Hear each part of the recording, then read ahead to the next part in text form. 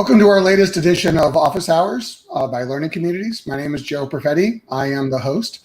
Today, I'm very honored to have three of my colleagues, Chris Thompson from Maryland, Dave Heckman, formerly of Wharton, and Greg Markey from Texas A&M.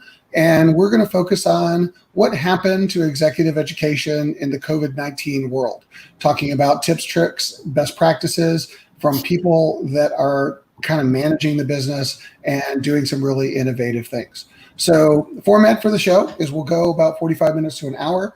If you have any questions, feel free to enter them in the chat. We're happy to respond to them. And again, the purpose of Office Hours is we find that in today's particularly online world, it's a one-way conversation. So what we wanted to do is to establish the ability to interact with the subject matter experts, ask some questions, talk practically about the issues, and give you a chance to see some application in a very practical way. So again, as we get started, Chris, if you want to do a quick introduction. Great, thank you, Joe, and thanks for having me today.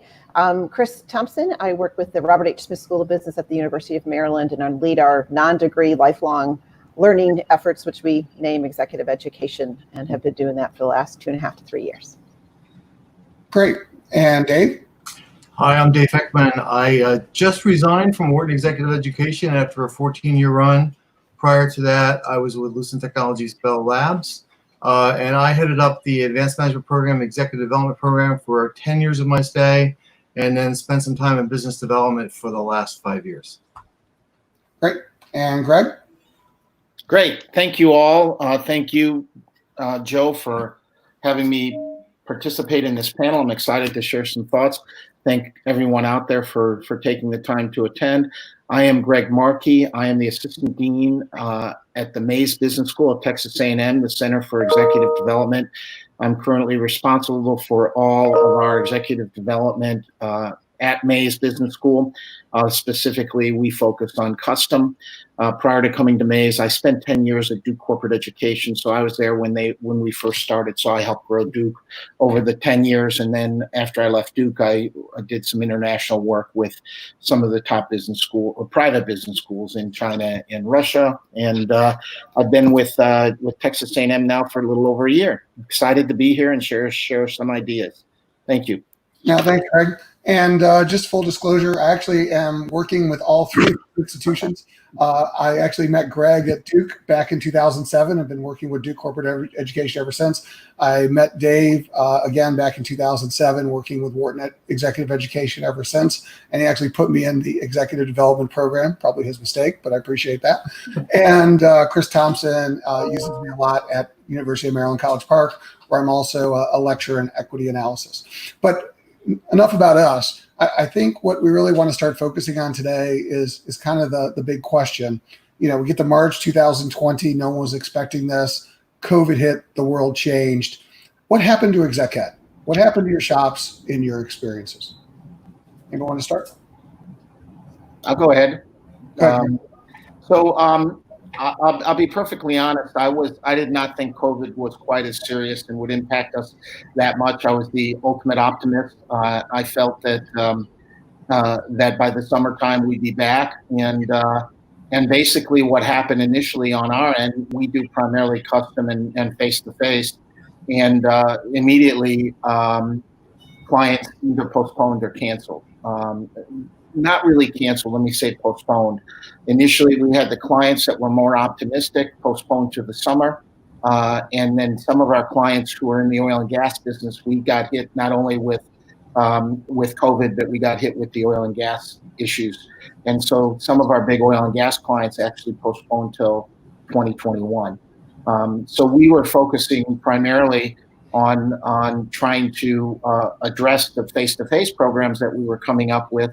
I had to sit and address the financial implications because literally we got no money, and so we were very fortunate. The team that was with us prior to me coming on board, we had a very strong balance sheet, so we were pretty safe.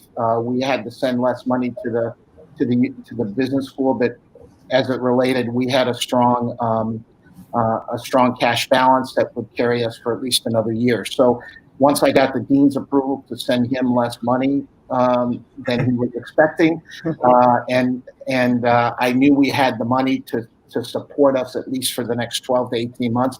If nothing happened, we got to work to try to figure out how we're going to continue to grow the business. But initially, my perception was that that things would get back up and running in June, and then we obviously heard different.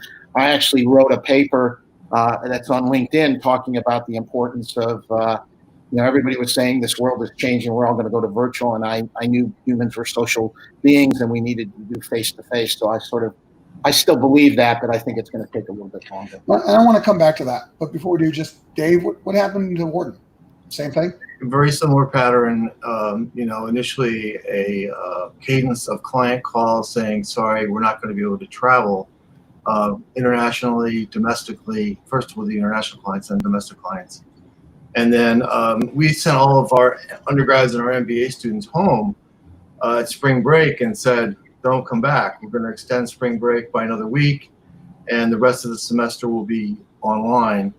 And executive education followed the same pattern. So we tried to transition all of our open enrollment and custom over to virtual delivery, and went through that same process of the optimistic, oh, we'll just do it in the summer, to, oh, we'll do it in the fall, to maybe we'll do it in 2021. So, it's just we did a lot more work than we normally would do to schedule one program. Sometimes we reschedule a program multiple times before it actually, we think it will stick. Well, I just have one follow-up with you, Dave, because Wharton's probably, just for everybody's benefit, one of the largest exec ed programs in terms of they have both a big open enrollment business where anybody can attend, or they have a custom program specific to clients. Both businesses are pretty big. Were both hit the same, or was one hit more?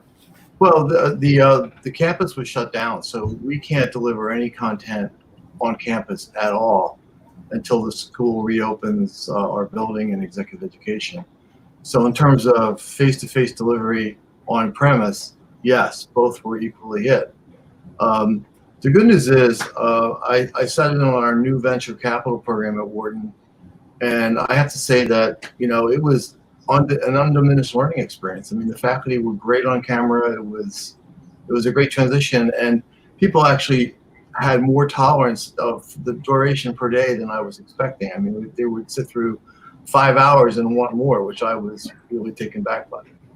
Chris, was anything different in Maryland? Because I know Maryland has a lot of government clients.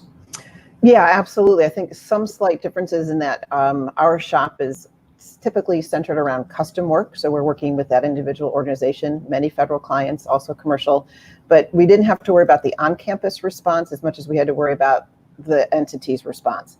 And that was very slow in coming because they didn't want to overreact. At least that was my sense of it, that the clients didn't want to overreact on saying, no, you can't come, maybe you can. So hold on, let me get a hold of our operations people. And so there was a lot of just hold and wait for a minute, which we totally understood and didn't push. I think sometimes I felt like we were pushing them. I don't think we meant to, but we were trying to just make sure the logistical side of the programming could continue. And in fact, just as recently as yesterday, I had a conversation with one of our federal clients, and she alerted me that they are going to be virtual for the rest of the year, calendar year, and probably into the spring.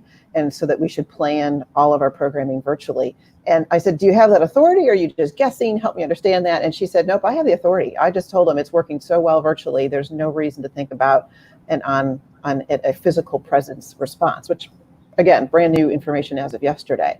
But we didn't have that information, as my colleagues suggested early on. It was just a very pause, wait and see. And I think a few times I sat staring at my computer screen, hoping that someone would just call me and tell me what they wanted to do. And that wasn't happening. So I recognized the need for patience right away, right? I mean, that was just a key element to just wait and give the client time to respond. So one of the things I've noticed in the healthcare world is the hospitals are basically saying, what happened to all of our patients? Like, if you're not a COVID patient, people were deferring, they weren't getting treatments. A lot of the outpatient procedures, even when they start allowing them, still haven't come back to what they were. So my question is, what happened to all of our people that needed training during this period of time? Did corporations just say too much uncertainty, therefore nothing? Is it a question of that the venues just weren't there? Like, what actually happened to the need for training during this period and continues 6 months later? I'll start. That's a great question and something I think we've been pondering. My sense of that is that the prioritization of learning got reconfigured a little bit. So the immediate response was to the safety and health of the employees, the staff, the team members, and that was it was just kind of lock down and figure out what needs to happen first. And now I see it opening back up again as, oh gosh, this program isn't continuing. We've got some people who aren't going to be in sync with others in their work groups or their bands. And so they're recognizing that there's now a gap that could be happening. But the first reaction to me was prioritization of health and safety, and the learning part went down a little bit. It was just very ad hoc responses, free webinars, things like that could happen, but nothing programmatic. I am seeing that open up. And again, like that conversation I mentioned yesterday, I am planning for spring of 2021 right now with a particular client, federal client, which is a good news story for us. Sure. I would add to the whole safety issue is the balance between urgency and preference. I mean, we work, in custom programs and in open enrollment programs. A lot of the value proposition of an executive education experience is coming together in open enrollment with people from other verticals, other geographies, other disciplines and functions, and sharing knowledge across those realities. And then some custom tailored programs are looking at bringing people from disparate parts of the organization together so that they get to learn from one another, build a relationship with one another. And a lot of organizations feel like we can't do that as well virtually as we can in person.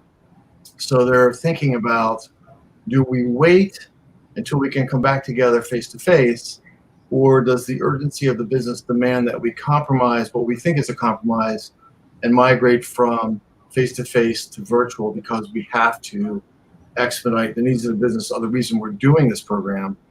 And I also notice that some regions are better at that than other regions. For example, the United States and North America is much faster to abandon L&D spend during disruption, whereas Northern Asian clients are on their 100-year plan.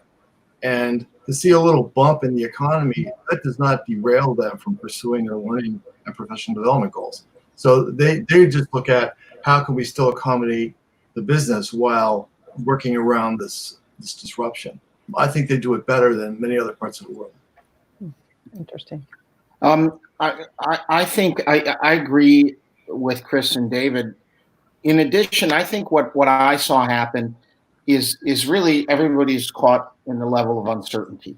No one wanted to do anything, especially spend money, until they understood what was going on out there. So it's not necessarily my mind that hey, we don't want to develop. Everybody was just trying to figure out what was happening to the business first, right?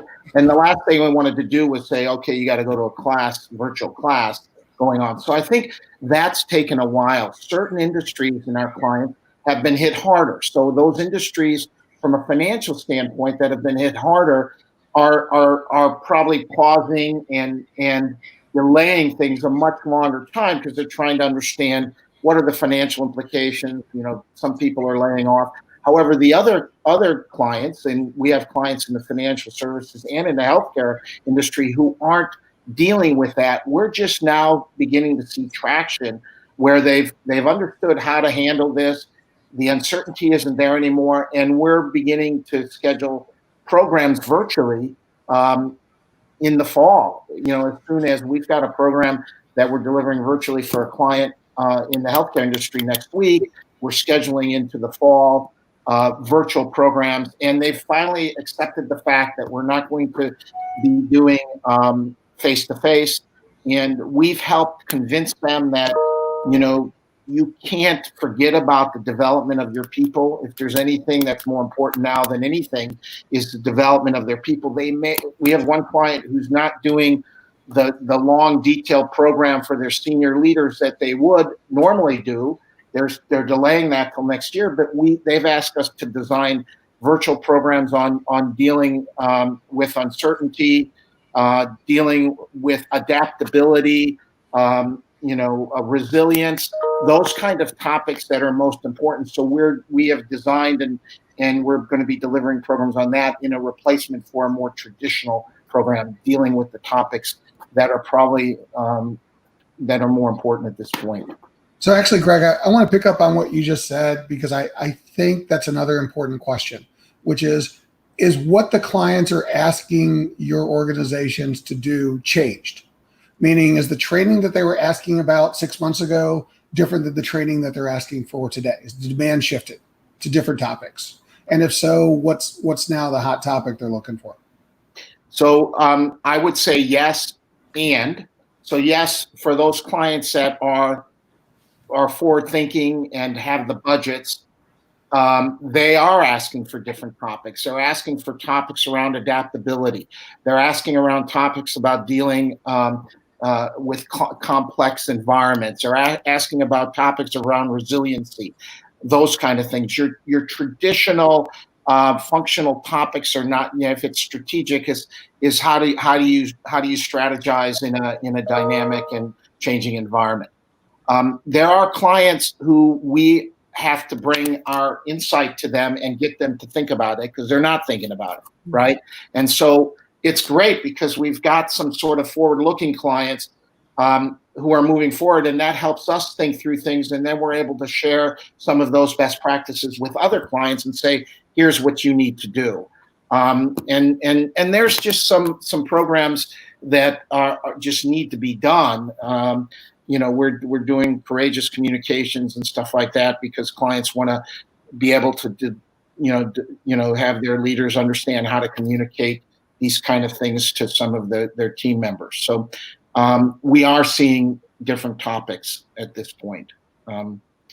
Yeah, Dave, Chris? Yeah, I would agree with Greg. I mean, when you think about what this disruption has done, it's changed some roles dramatically. Like, for example, doctors are now diagnosing patients through telemedicine. So what they used to have the pleasure of seeing you in their office, now they're trying to do it over their laptop. Salespeople are no longer out face to face. Salespeople are now trying to sell via Zoom. Bankers are now trying to figure out how do they help those who are technologically distressed, that are not used to banking by mobile or banking remotely, that used to come into the branch and do retail banking. How can we help them? So around that, I think there's, to Greg's point, there's a lot of notion around the mindfulness, resilience, and I would add emotional intelligence. I mean, how can we develop more empathy for those who are enduring this new working environment where we're doing so much remote? We don't have the pleasure of being face-to-face with our colleagues anymore. And a lot of this really derived energy from that. And now we have to figure out how are we going to keep our energy level up, even though now we're apart.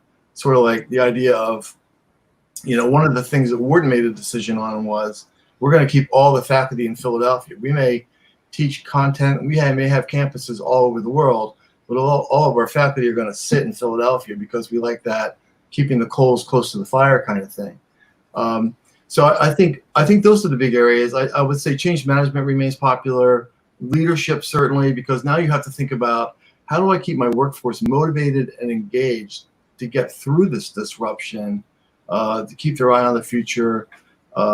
This is another challenge, but humans are resilient. We will figure this out. We're still bullish on the global economy, that we will get through this. But it can be tough slugging, and it can be hard because not everything is going to work out like it used to. Yeah. So how fast have we gone online in the last 6 months? How fast have your organizations moved online? What percentage of your business, and was it before, and what percentage is it after? Do you have any data to share? I can share that it was very little online from an executive education perspective. It's called 10%. It's now 100. Okay. Is that pretty similar? I know. We have one client that is a government client.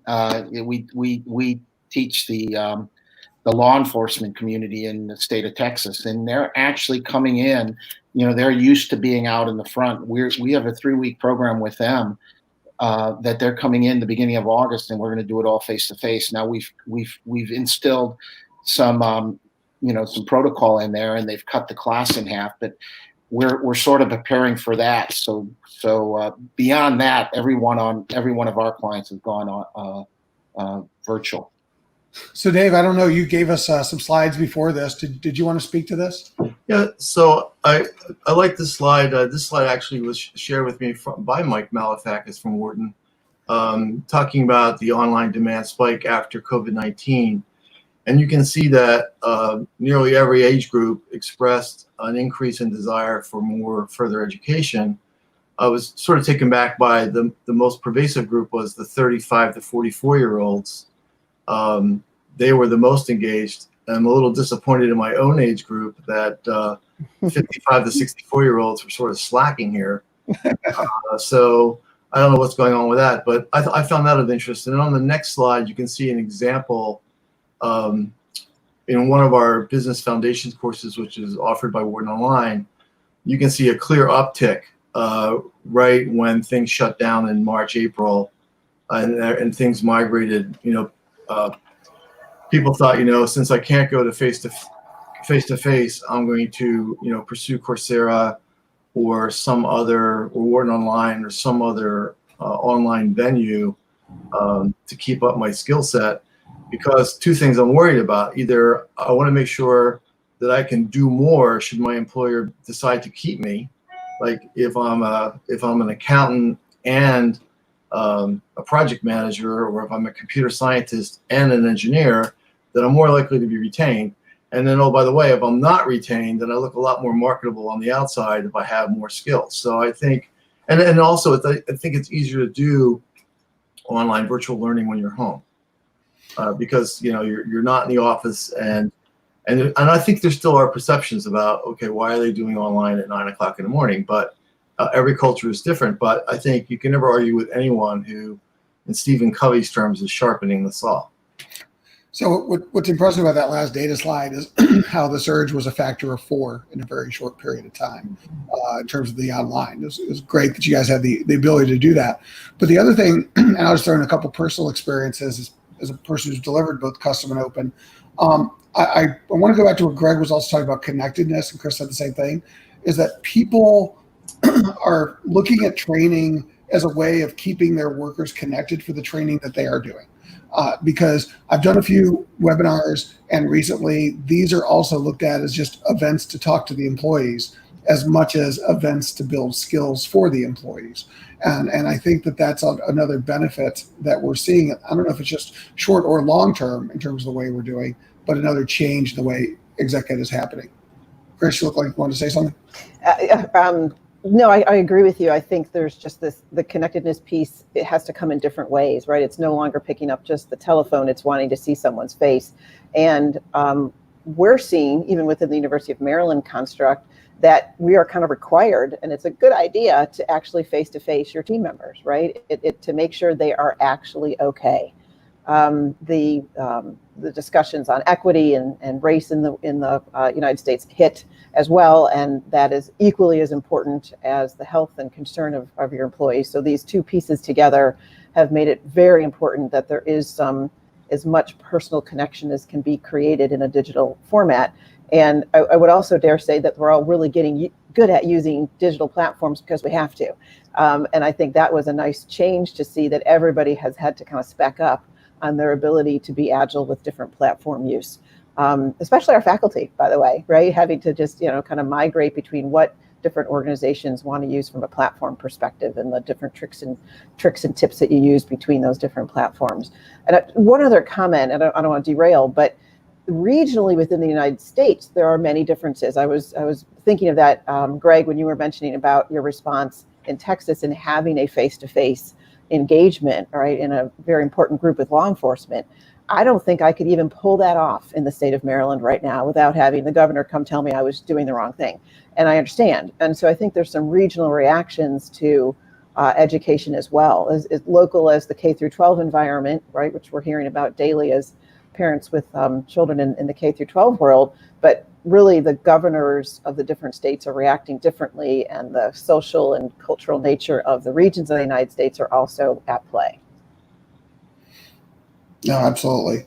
So if our businesses, which again could be regionally impacted, but if we're all regardless going 100% online, as the administrators of these programs, my sense is I won't throw the school under the bus, but it's one of the schools that's on here that I was working with. And I remember that they were like, we're never going to have to worry about online education. It'll just eventually happen. And, probably long after we retire, I'm talking about the faculty, and they'll just make their living in face-to-face. And they were thinking in terms of years, and what, happened in terms of weeks, all of the plans. And we're not alone. Every other industry has been going through the same acceleration because of online. So as we're making it up as we go along, what's working, what's not? What are you learning about learning?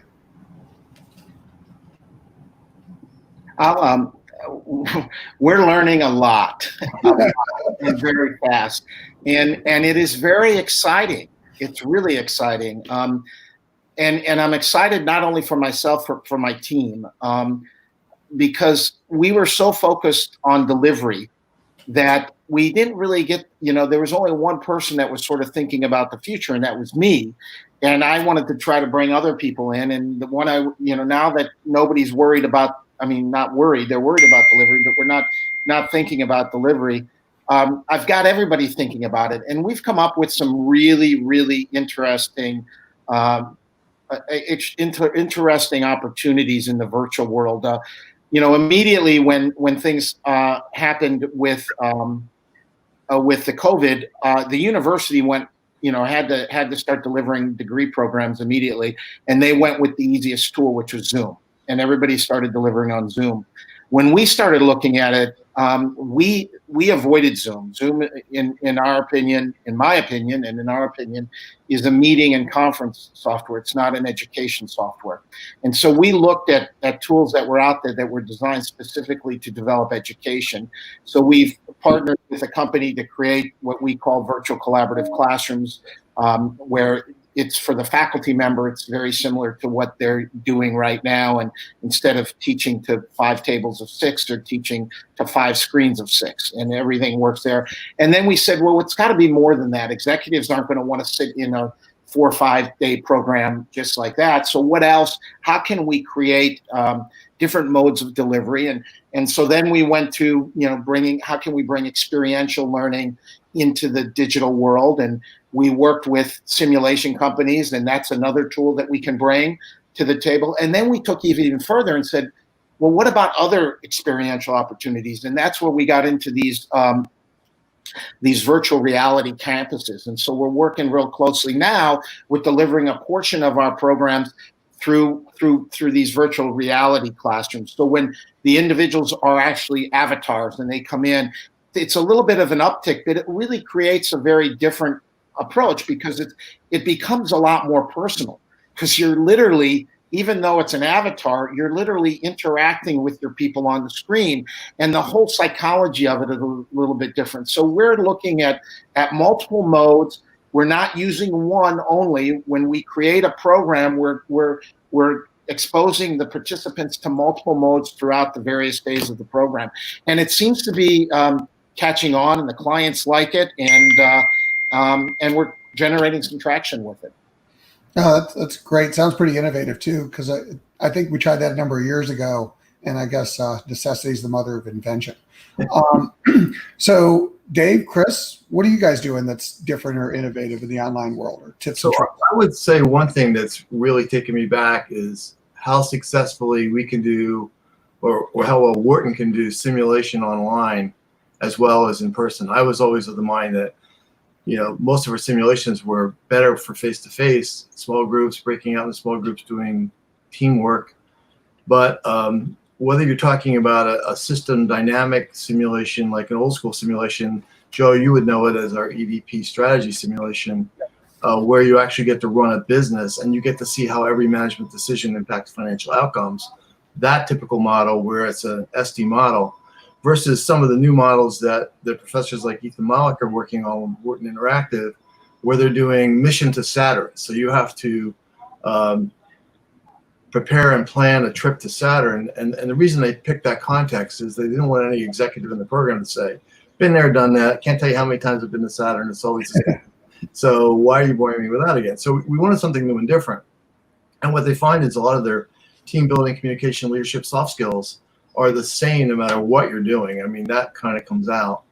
and how well you can deliver that. And we also have another simulation on customer centricity that also works really well online. And it's a great way because everyone now wants application, learning transfer, return on investment. I want to know that what you're doing is really helping my executives improve their performance.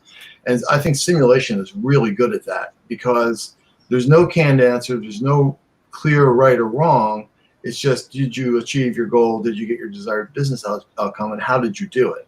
So when you hold up that mirror, you do that in real time, which is a huge learning tool. You learn a lot through what you did right, mistakes you made, and you learn a lot vicariously through the mistakes others make. So I'm really impressed with how well Sim works online and giving them a place to apply what they're learning, and yet realistic, not real, but realistic environment that's safe. You're not going to trash the business if you make a mistake in the Sim like you would if you make the same mistake in the real world. And I know, Chris, I know you want to say something, but I just want to make an observation here. As I'm listening to this conversation, there's a couple things that keep coming up. One is I'm hearing that as we're moving online, people want things that are impactful. They are interactive. They're very practical. I'll use a different set of words, tool-oriented. As a matter of fact, I'll call out a company I work with called Merck. Their leadership development people is all about business impact. So how does it actually anything they learn translate into a business improvement on what they're doing? And it's stressing even more in the online world. So it's great to hear that that is actually what seems to be working as we go online. But Chris, you were going to say something? Yeah, I was just going to kind of take a lead from David. Is the kind of deliberative practice approach is what we have been taking, which perhaps sounds light, but we've spent a lot of time thinking about it and implementing it within our programmatic response. We tend to use Zoom, which seems to work well for our faculty and our clients at this point, but we need to be open to all platforms. But that deliberative practice piece, the pausing, the reflection in front of others, the prompts, activities like that still haven't gone away with what we are doing and seem to help with the impact side. So that we're not just racing through a 90-minute session. We are really trying to make sure that that session has some stickiness to it. And then the traditional report out function has to be changed a little bit, but that has been working as well, so that we are making sure that participants are not just feeling, extraneous to the process, that they are involved. And I think we probably had some fits and starts in doing that. Are we perfect yet? I'm sure we're not. But I think that the effort to try to make sure that the participants have the minute they need to reflect upon the information that might have just been disseminated and then reflecting it back still is an important part of what we have been doing with the topics that we have been working on. So, and by the way, if anybody's watching this and has a question for us or wants to make a comment, please put it in the chat. Happy to engage. But why don't we talk about what's not working? I know, Greg, you said you guys are doing a lot of experimentation. Everything can't be working out well. So what are some of the cautionary things that we can tell people listening that they might want to think about? So it's not that they're not working. It's that we're learning how to work with them, right? So it's really adjusting things. We haven't. So the last thing we're trying to avoid is telling clients that this stuff isn't working, right? Yeah, I should reframe my question. You know how that is. Yes. It's really, it's learning while you're doing, right? But trying to give your clients some level of confidence that you know what you're doing. And so we have these conversations all the time, and so it's really spending a lot of time doing research and integrate and experiencing some of these before we bring them to the table. And I'll be honest with you, we've got all these tools we've been recommending. We haven't used them all yet because people aren't doing programs till the fall. But so what we've experienced is basically our own self-discovery of what they're working. For instance, we have a program next week, and we're using a virtual collaborative classroom, and we haven't built one in our campus yet. So the provider, we got them to provide one of their classrooms, right? So it's a 2-morning program. Well, we're going there 2 days in advance to work through this. We're bringing our faculty member there to make sure, everything we've seen seems to work, that we want it to come off, world class, right? So we would not be going there if we didn't think it worked on some of these virtual realities. We're still doing our own activity. So what we're working now is we're running our weekly meetings in a virtual reality campus so that we can experience it first and understand the nuances of it, and how we're bringing faculty members in to these meetings so that they can sort of play with it and see what it's like. But we're not waiting to recommend and present it to a client, because we know it's not going to happen. It's one of those things where we know, we have a pretty good sense this is going to be the reality. And as we get into learning to see if it works, if it doesn't, then we'll go back to the client and say, hey, we're going to modify things. But so far, the techniques that we're looking at to provide stuff to the client and to deliver programs seem to be working, and they're moving in the right direction. Well, let me just, to be fair to the tough question I asked, reframe the question I was asking, and I'll give the context. So thank you, Greg, for being transparent about that. So I took 5 years out to do a venture-backed startup called IntelliWorks, raised a bunch of VC to do basically admissions alumni systems. And one of the things that we learned when we implemented our systems to universities, college universities, is that I would tell them, like, if we just give you the software out of the box and you implement your existing process, it's going to be a disaster, because once you have the tools, you can actually do it differently online than you did it in person. And like, no. We're just going to do what we did and do it better. And then we'd have to go do it again, because then they'd finally admit, okay, we really could do this better. And so the point is, I think online is going through a similar metaphor, which is we really have to kind of reimagine the tools. And just because we have tools to do it faster doesn't mean we do the exact same things faster and call it better. And so that's what I mean by mistakes. And I'll give you one personal example. So I think that, and I'm going to give this as a tip so you guys can give some perspective on this, but you can't run more than a 90-minute session as a webinar, whatever platform, because at that point, people's attention level just goes down. So here's the next thing. In those 90 minutes, you can't talk at the audience. If you're talking at them for 90 minutes, you're going to lose them. So you need interactivity, and you need to flip the classroom. So one of the things I've been pushing is, if you have content, don't do it in the webinar, record it and do it before the webinar. Because otherwise, if you're just going to be talking and recording on video, why do you need to do it in a webinar? And as simple as that sounds, people look and they're like, oh, really? We should do this outside the webinar? And it's just, that's not the way that they're used to doing it. And it's, in their mind, it's actually an innovation to do that. But you got to kind of think about the tools and think about the format. And by the way, when you just put a faculty member on screen to present a PowerPoint, your ratings go to like 2s and 3s. And that's just death. Great. So anyway, so back to, what else can you, through hard experiences, have learned as we're moving online about reimagination, reinvention? So Joe, to your point, I think, if you take the same faculty lecture that you might have done in person and then just bring it in front of camera, that's a sure recipe not to do well. Yeah. And I think also, if you bring a 1980s mentality to 2020, that's also a recipe for disaster. So like when I studied instructional design, Ruth Clark with her 4 learning architectures: receptive, directive, guided, directory, and exploratory. And now look at the new work, say, of someone like Jane Hart and modern workplace learning, which is didactic, which is a little bit of lecture, learning from working on the job, discovery, letting people go out and freelance, go search the web themselves, go find things on their own. And then what she calls discourse, or the 4Ds, which is the social learning network. I think that's kind of the way, and I think, Joe, we have a slide on that from Cognizant that we can share. But I think keeping those principles in mind on how you set up your learning architecture. So this one, gone down. This one. What's this Cognizant? That one. So Cognizant sets up My Learning Studio, where you can see that they pull together all their learning themes, like what's going on in the learning space, what's going on in what we used to call communities of practice, sometimes called communities of excellence.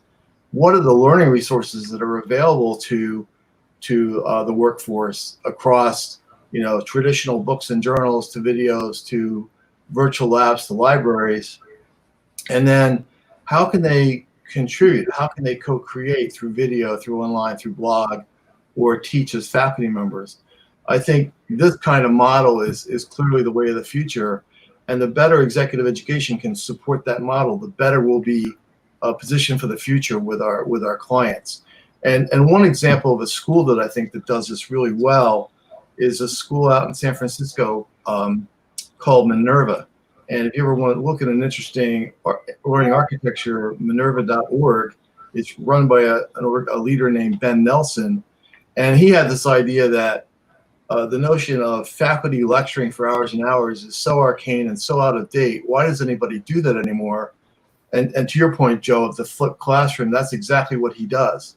And what also that he did to enable it better is he built a distance learning platform where, like a Zoom call or most other video platforms, you can see everyone's face, but everyone's square on your computer gets color coded based on their level of contribution. So if somebody is laying back and not saying anything or contributing to the discussion, their square becomes red. And someone who's at parity is kind of amber, and somebody who is maybe over participating might be green or dark green. So you can sort of, as a faculty member, you can quickly see sort of the state of the class, who's really engaged and who isn't. And I think those kind of technologies, the more we can bake those kinds of things in and start to think about teaching things differently rather than doing the 1980s way or just taking the classic lecture and throwing it online, I mean, that's the way of the future. So my lesson learned was sometimes experience is helpful and sometimes it's a lesson on what not to do. Yeah. No, and Chris, did you just change your name? I did not. Okay. For some reason, I'm just noticing the UMD after your name. Oh. But the reason I ask is that I'm thinking about what Dave just said in real time, is that, there was a clause on yesterday for a client that's doing a big conference with 270 people. We're doing it virtually next week. It's their first time ever. And one of the coaches on the client side actually made a similar suggestion. I said, look, in our names that are on the screen, we should put like the title information. And they're the engineering LDP, HR LDP, whatever, so that the faculty, as they're looking at the screen, can know more about the people that they're actually interacting with. So whether it's color coding or et cetera, this reimagining, I think is an interesting idea, because you're right, without kind of thinking through the instructional design, just putting the old stuff online is not effective, though probably necessary in the short term. Any lessons learned from you, Chris? Yeah, I think absolutely. And one of them is how to engage the participant in this virtual learning. And it goes to the old construct coming to a new construct. I think I'm fascinated by that color coding example. I will research that and see if there's something we can add to what we're doing. That sounds like a really good, impactful, value-added piece that we could share with our clients. Because one of the things they have feared with us is that not everybody is going to engage. How is your faculty member going to engage them? Are they going to call them out and make somebody feel uncomfortable in a setting such as this? Are they going to, kind of do an virtual office hours where folks can ask questions later, where they're not so public in nature, especially if you're talking about the leadership topics or examples around leadership topics? I don't know why there seems to be more safety in an in-person scenario, but I think that that's something that folks are wrestling with as well. The recording or not recording of sessions has come up many times as well. Feels like a very simple topic, but actually it's stopped us a couple times. There's an assumption, well, of course you record it. Then you can see it and we can kind of play with it later. Some clients have said specifically you cannot record it for internal human resources or other policies that are happening within that particular organization. They've asked us not to. They don't even want text responses back.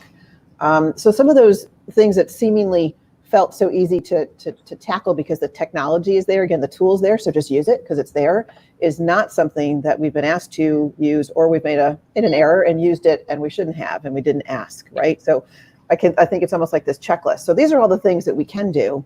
What feels like appropriate for this particular level of audience? And one other quick note is about level of audiences. We we do span from, kind of pre-supervisor all the way through the true C-suite. And when we're dealing with the pre-supervisor group, we have a particular program we're running right now. I do sense that the faculty member has more trouble pulling out engagement. And I think it's a matter of just learning styles and comfort in actually vetting an opinion. Again, that just could look like it was captured. And we've been working with faculty in advance to kind of practice that. We have a hearing impaired individual who is in a repetitive program that we have, and we have had to stop and learn how to work with that individual and their translator. So, I mean, there are just some idiosyncrasies that you have to just stop and not assume the previous delivery method. And so I think that's been one of my learnings, is that, hit pause often. It can't hurt to hit pause for a second. You probably will learn something from doing that. No, really good perspective. And again, if anybody's watching, if you have any questions, please put them in the chat. But as we only have about 10 minutes left, I want to kind of go to one of our final questions, which is, looking into your crystal balls, what do you see as the future of exec ed? And we'll just put a 2 to 5 year time horizon, particularly in a post-COVID world. Do we go back to where we were? Has exec ed fundamentally changed, in your opinion? What do you think? You want to start with that? Gathering thoughts. I'll kick it off. Chris? I do not believe we're going to go back to the way it was, and nor do believe I do believe we should, because I'm not sure where we were was where we should have been, right? We have to constantly be innovating. So I believe that there are going to be times when in-person interactivity and what you can do with a physical presence is absolutely going to be imperative to the outcomes that we want to provide, especially as you build teams, especially in the team building component. I also believe there are times where dissemination of information, literally, I want you to understand something, employee, can be done without an in-person scenario and without a time constraint. It can be done in an on-demand capacity. And I think the combination of that spectrum of learning will create personal learning journeys for every single person. If we can all get up to spec on creating the content that would go around providing a personal learning journey, I believe that is the way of the future, and that executive education through the business school acumen that exists within our business schools should be able to provide the snippets of education along the way. There's a caveat. As a business school, there has to be a perspective on learning. Not all of us have that perspective built in a way that's clear, concise, and coherent for the person for our clients, our potential learners to understand. We may have things flowing through our heads. There may be things in the degree space that don't flow to the non-degree space and vice versa. And I challenge myself and my team to get us together to create that spectrum of learning that fits every need that we can deal with, post high school, post K through 12. How can we involve lifelong learning for everyone? And how does the school have that perspective so that we're not working at odds with each other, and that we're working seamlessly to promote different types of learning at different levels of engagement? And again, that's not built yet. I don't see that built with most schools. Maryland is an example of that. I think we need to work on doing that. And I think before we would have success in going forward and truly being innovative and pulling in partners to help us do that, simulation partners, other platform partners, we need to have our perspective straight on that. And I think we all are wrestling with a little bit of that at this point. But I'm encouraged that we can get there. Great. No, I appreciate the vision, and I think it's actually a very good vision for the future. I hope we achieve it. Dave, Greg, what's your... Can I refer to a couple of my slides? Can we go to the slide on explosive growth and microlearning? Because I think that's another way that part of the future is the notion of doing multi-day programs is changing, and people want real-time micro experiences, things they can do in short bites. For example, Wharton has a platform called Nano Tools, which are little page-and-a-half tools that you can use, like that you would read and review right before you do a given task. And I think, migrating to this microlearning way of thinking to help people with short, specific tasks rather than big, broad things, and then you can chunk it or put them together in clusters or segments as you need to. But I think, chopping the content up into smaller bites so people can consume it what in between things as they have time, in between their Zoom calls and in between everything else they're trying to do. Keeping things short is good. And I'll also say on the custom side, helping them support the migration from their learning management system to creating a great learning user experience. Because I think, like I saw at Cognizant in Bangalore, I really think that's the way of the future, where every learner has a lot of say in how they set up their learning construct. Greg? I think I agree with what Chris and David are saying. When I think about 3 to 5 years post-COVID, I sort of think about how it's going to change at various levels. I think at the most senior level, and maybe C-1 or C-2, I don't think we're going to walk as much away from the face-to-face as some people may expect. I think the networking and the physical connection is going to be very, very important for that level, and we all see in the programs that we've offered pre-COVID that usually the number one benefit the participants say is the ability to network and spend time with my colleagues. Now, until we come up with a technology that helps people have those same kind of experiences, I think it's going to be difficult to walk away. What I do believe is we're going to see more blended. I think people are going to be, they're going to experience some of these virtual technologies, and they're going to see how they can deliver impactful learning. And I think we're going to be able to incorporate more of those into some of our designs. I think at more the mid-level, junior level, I think what we'll likely see is more virtual because of the ability to scale. I think, being able to go to a much larger crowd using virtual is, where in the past when people were thinking about face-to-face, it just got cost prohibitive. So I think we're gonna see some shifts. I don't think as much at the more senior level. I think we are going to see some blended. What I'm excited about that the virtual brings is it gives the client the ability to invest in their learning and not invest in airfare and hotel and food and beverage, right? So we all know that when you bring face-to-face, they're paying a lot of money to the airlines. They never seem to complain about that, but they want us to cut the learning. So I think that's where we're going to be able to see. And I'm envisioning, classes in the future where you have half the class is face-to-face and the other half the class is virtual because you want to bring international people in, but you don't want to pay the travel or the travel is going to be difficult.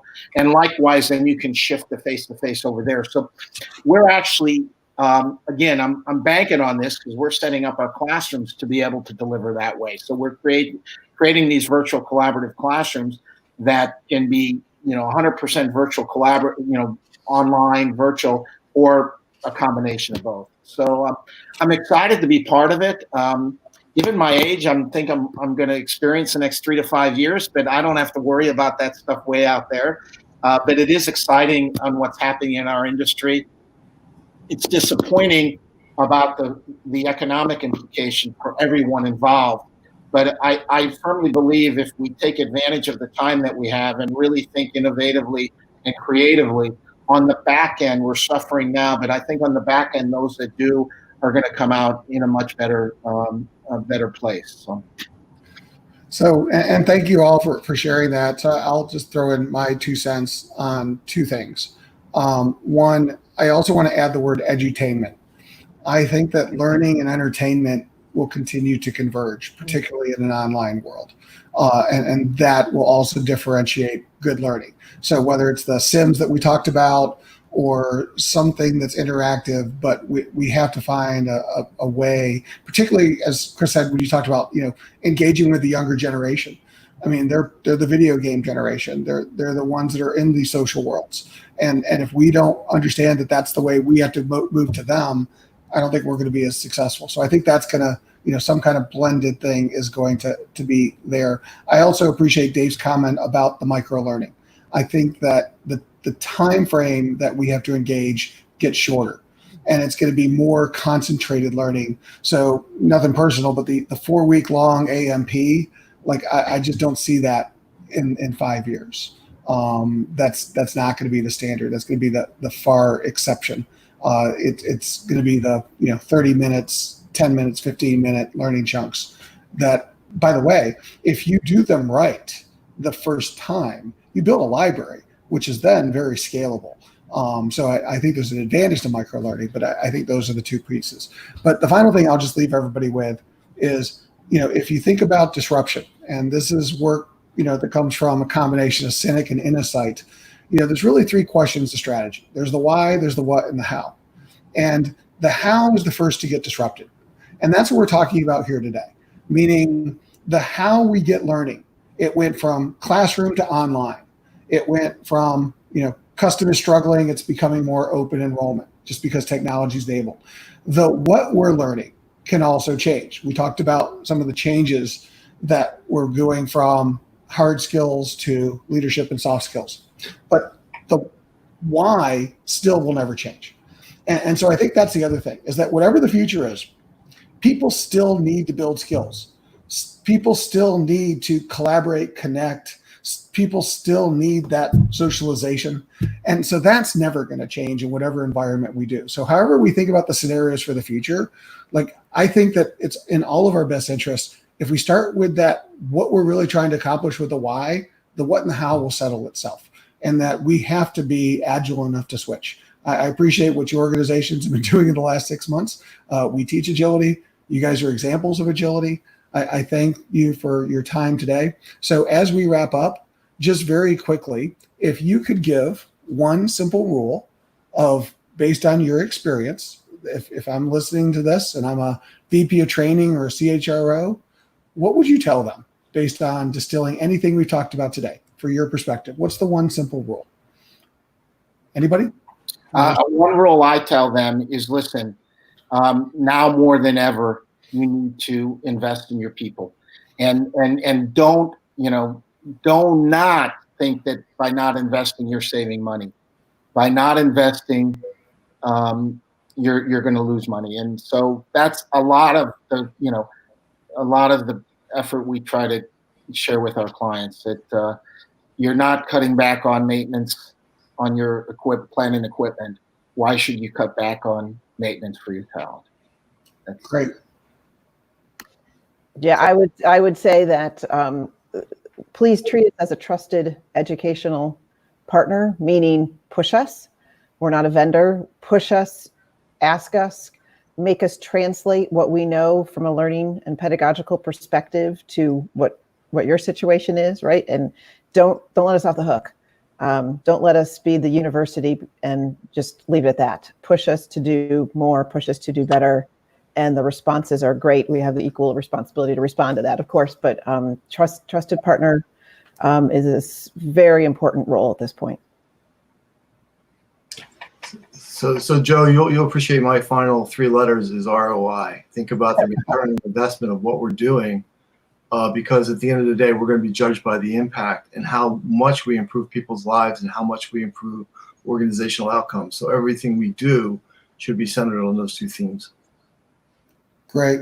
And I'll actually give one that I gave yesterday on a different show. Be present. In the online world, be present. We have so many distractions when we're doing things. The more present we can be, I think the more effective we'll be. So again, thank you for being our guest today. I really appreciate it. I know you guys are very busy. If you want more information about anything we're talking about, see a repeat of the show, to connect with anybody here, or to get information about how to work with our institutions, go to our website at learningcommunities.com. And again, thank you for watching our show today. And thanks again for being on it. Everybody, this is going to end our broadcast. Have a good day. Thank you. Thank you. Bye, Greg. Bye, Dave.